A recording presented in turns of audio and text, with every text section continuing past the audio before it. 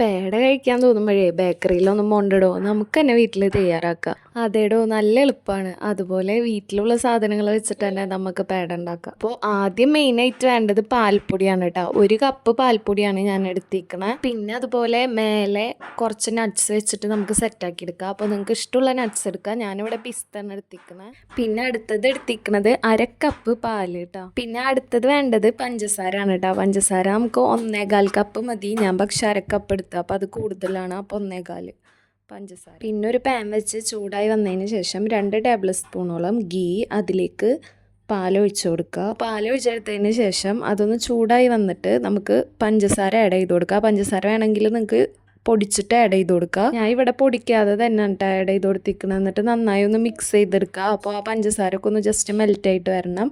മെൽറ്റായിട്ട് വന്നതിന് ശേഷം നമുക്ക് പാൽപ്പൊടി ആഡ് ചെയ്ത് കൊടുക്കുക. പിന്നെ പാൽപ്പൊടി ആഡ് ചെയ്യുന്ന ടൈമിൽ ലോ ഫ്ലെയിം ആയിരിക്കണം. അതുപോലെ തന്നെ ജസ്റ്റ് ഒന്ന് ഇളക്കിക്കൊണ്ടിരിക്കണം കേട്ടോ, കട്ട വരരുത്. അപ്പോൾ പാൽപ്പൊടി ആഡ് ചെയ്യുമ്പോൾ കുറച്ച് ആഡ് ചെയ്തിട്ട് ഇളക്കി കൊടുക്കുക, പിന്നെ കുറച്ച് ആഡ് ചെയ്യുക, അങ്ങനെ ആഡ് ചെയ്ത് കൊടുക്കുക. അപ്പോൾ പാൽപ്പൊടി ആഡ് ചെയ്തതിന് ശേഷം നന്നായി ഒന്ന് മിക്സ് ചെയ്തെടുക്കുക. എന്നിട്ട് അത് ഇളക്കിക്കൊണ്ടിരിക്കണം കേട്ടോ, അല്ലെങ്കിൽ അത് കട്ട പിടിക്കും. അപ്പോൾ നന്നായി ഒന്ന് മിക്സ് ചെയ്ത് ഇളക്കിക്കൊണ്ടിരിക്കുക.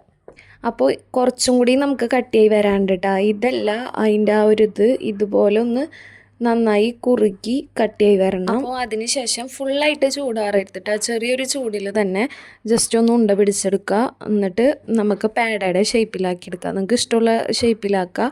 ഉണ്ടാക്കിയിട്ട് ജസ്റ്റ് ഒന്ന് അപ്പുറത്തെ കയ്യിൽ വെച്ചിട്ട് പ്രസ്സാക്കിയിട്ട് പേടയുടെ ഷേപ്പിലാക്കിയെടുക്കുക. അപ്പോൾ കുഞ്ഞി ആ ഒരു അളവിലെടുത്തിട്ട് എല്ലാം നമുക്ക് അതുപോലെ ഉണ്ടാക്കിയിട്ട് പേടയുടെ ഷേപ്പിലാക്കിയെടുക്കുക. അപ്പോൾ അങ്ങനെ പേടയുടെ ഷേപ്പിലാക്കിയെടുത്തതിന് ശേഷം നമുക്കതിൽ ജസ്റ്റ് നട്ട്സ് മേലൊന്ന് ജസ്റ്റ് വെച്ച് കൊടുക്കുക കേട്ടോ.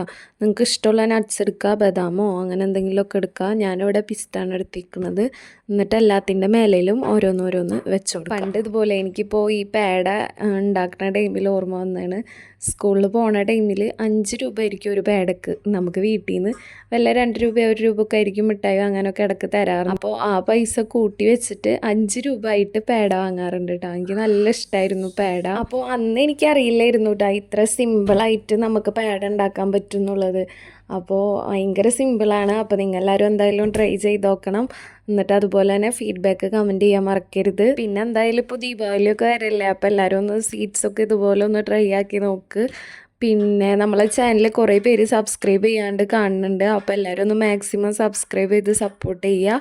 പിന്നെ ഫ്രണ്ട്സിനും ഫാമിലിക്കൊക്കെ ഒന്ന് ഷെയർ ചെയ്ത് കൊടുക്കാൻ മറക്കരുത് കേട്ടോ. പിന്നെ അതുപോലെ ഉണ്ടാക്കി നോക്കിയിട്ട് എന്തായാലും കമൻറ്റ് ചെയ്യാൻ മറക്കരുത് കേട്ടോ. നിങ്ങളുടെ ഫീഡ്ബാക്ക് എന്തായാലും കമൻറ്റ് ചെയ്യുക.